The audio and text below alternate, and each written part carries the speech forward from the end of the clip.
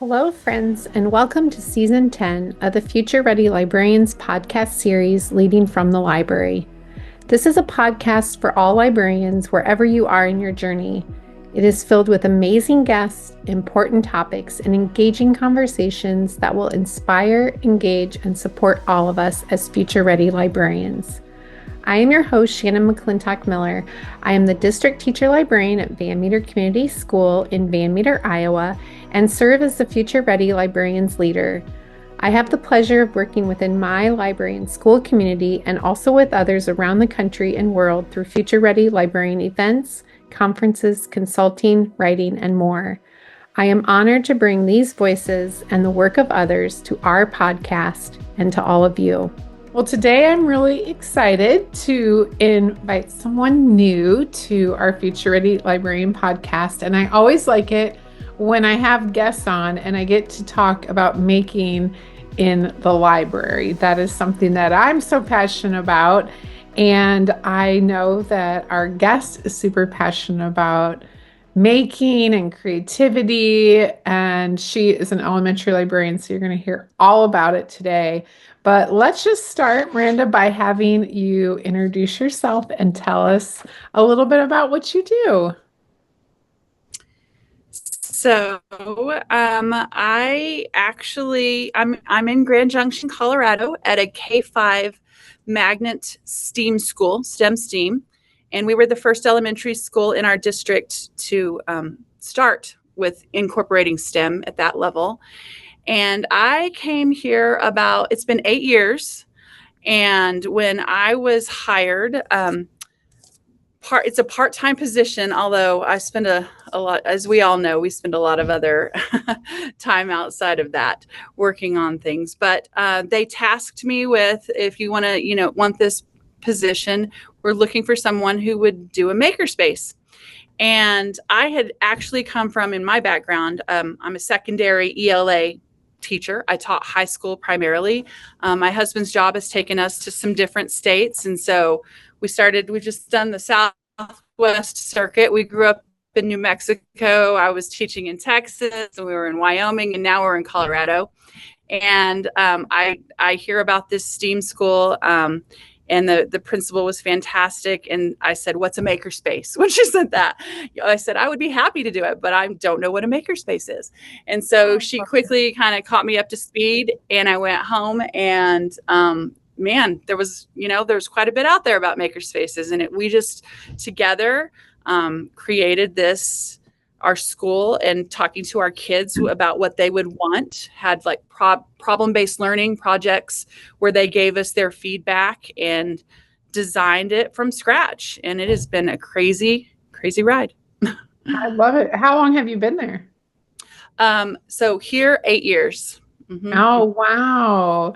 So you started from scratch, and that's one of the first things that I think about. And we're actually at my school, we're building on again, and a new library is going to be part of that remodel and building on. And I've had maker spaces like in the past in different spaces where my library's been, but this time it's actually going to be like a space within our library. And so I've been doing a lot of thinking just about, how we get started. And I think some people, they might not even have a space yet. And so just talk about, like, for people listening, what the first step is when starting a maker space. You said something about your kids and starting from scratch, but I would love to hear that.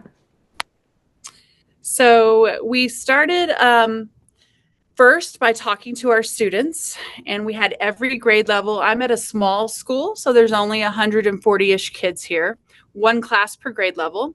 And we had every single grade level, K through 5, do a 6 to 8 week, what we call PBL, problem-based learning unit, where they research. And we had just been gifted this new space within our building. We had been building sharing with another entity in town, and they were moving out, and we had this huge space. And we asked them, how could we do a library and makerspace? And they gave us I mean, their research was even down to the colors the walls should be based on how it makes you feel. They came up with what I thought at the time was a crazy idea, but we implemented it. They wanted a 2-story reading clubhouse. And I was like, how are we going to do all of this? And so our first problem after talking to the kids was, we are a small school and we don't get a lot of funding. How are we going to fund this endeavor that they want? And so the school nurse helped me, and we created a gala fundraising event where we generated $40,000 awesome. from the community, and we ended up getting this fantastic business in town, construction company, came and built that 2-story reading clubhouse. And we were able to convert our small little library into what we call the libratory, which is we mix books with building. And that's kind of I do come from a literacy background, and that was really important to me, and still is that I try to connect the books with the engineering and the technology. We will take a text and go from there and do STEM, STEAM, robotics, computer science. We've experimented with a lot of different ways to tie that in. But initially, we had nothing. I had a light bright that belonged to my husband from 1977. And we had some magnetic blocks that my kids had, and books and construction paper, scissors, and glue. And we started from there and slowly raised money and converted the space into this really magical area in our building that we all love being in there. Even up in the reading clubhouse. I know. I'm going to come visit. It sounds so great. And, that's something too that I always think about, like when you ask kids, what they want to do, and you see like what their passions are. And I think too, like exploring things that are new to them. And I always think, in my head when our kids come and I watch them or I go visit them in classrooms or whatever, what they're going to come up with next. And so I'm curious, do your kids come to you every week then for like a fixed library time that they have you? Yes. We did. That was another interesting problem in addition to the money piece, which we overcame, was the time piece, because initially they were only seeing me 30 minutes a week. And that is not enough time to check out books and make something or do something with that book. So we, as a staff, had to figure out, it took us a long time bartering to figure out how to move it in the library time into the specials rotation. And so we have kind of a wacky schedule where I see them once a week, 1 week, twice a week, another week. But we have made it work, and we, elongated the time they're in here for 45 minutes. And that is, every time we run out of time. But with 30, I couldn't get very far. With 45, it's doable. It's still kind of hard, but doable. Yeah. Do you tie in into what they're doing in the classroom? Like, do you have your own curriculum? Like, how does that look? So I had to create my own curriculum, basically. I still am. I mean, I feel like we're a little research project. Yeah. And the answer is yes to both. Sometimes I work with grade level teachers on certain projects, like a PBL, a problem-based learning unit. They need extra support with that. Or I've learned through the years now, second grade is going to study animal habitats. And so I'm going to tie that into what we read and what we create in the library. I've tweaked it over the years now. I have more of a firm curriculum in place, how to mix the two. I think it's still weak in some regards. It's every year, it's a year, you're learning something new. But it's been so much fun to see them grow in their creativity, their autonomy, and their love of books. We were just having a book March Madness competition today, and the yelling and the screaming over, Legend of Rock, Paper, Scissors versus The Day the Crayons Quit is pretty awesome too. So I feel like they still love books, and the literacy piece is there, but they absolutely love building, making, creating. So. Yeah, I love that. So what activities do they like the best? It depends on the class and the year, because I have some classes that are much more oriented towards crafts and art and creating visually. And then just today, my second graders were like, we need to do such and such with the iPads. They're much more techy. Some groups are way more engineering. They want Lego, they want building, and they want that cardboard and scissors all the time. So it just kind of, I play to that to some degree too. Like, I've worked with this with certain grade levels, and let's bring that back in, or no, this isn't going to work with this group this year. And that's a luxury that comes from being such a small school. I know it Yeah. would be different if we were 3 or 4 round, it would be different. So Well, and that's really neat though too that you pay attention to what they like, even by classes, because I see that in like the teaching and collaboration that I do at my school. It like a one kindergarten class could be completely different from another. And so it's yes. great that you are paying attention to that, and it's not just, like this is like a one-stop shop this time around, like in this rotation. And I think that's really important because you play on their own like ideas and creativity and really the needs of your kids, which is what a library, should be. And I think too, like you've talked a little bit about challenges with your schedule. But I know when people start anything new, like a maker space, or they move things around, that there can also be some challenges. And so, what challenges have you had, and how have you like overcome some of those too? I think listeners will gain a lot from that experiences that you had. I think one of the biggest challenges for particularly a library makerspace, I know it is for just a general makerspace based on what I read and hear in all of the groups I'm in online, is where to put all of these projects. Yes. Having the space.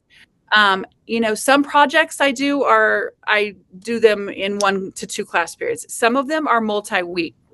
Right now, my fifth graders are doing a Rube Goldberg Oh, challenge, and that's going to take us, 5 weeks.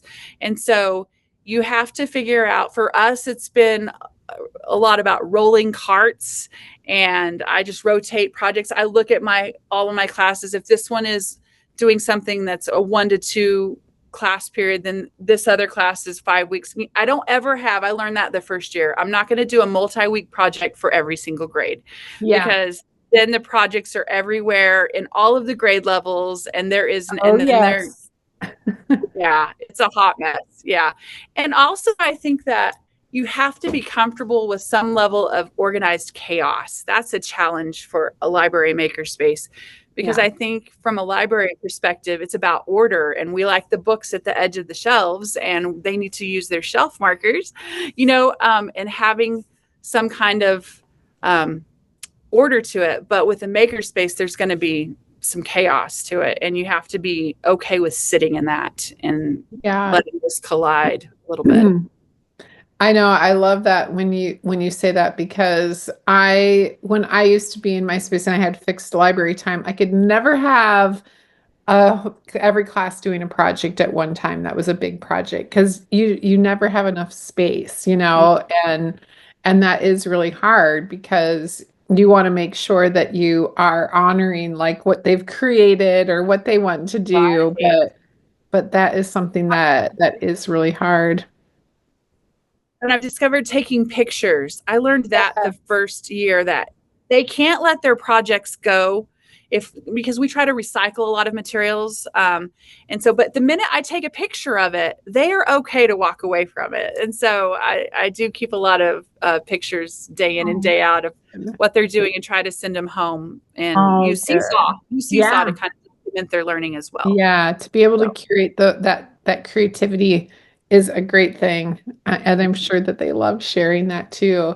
So for people that are listening, what do you think is some advice that you would give them if you were to give all of us advice, or educators too, librarians and educators, on how to start a makerspace?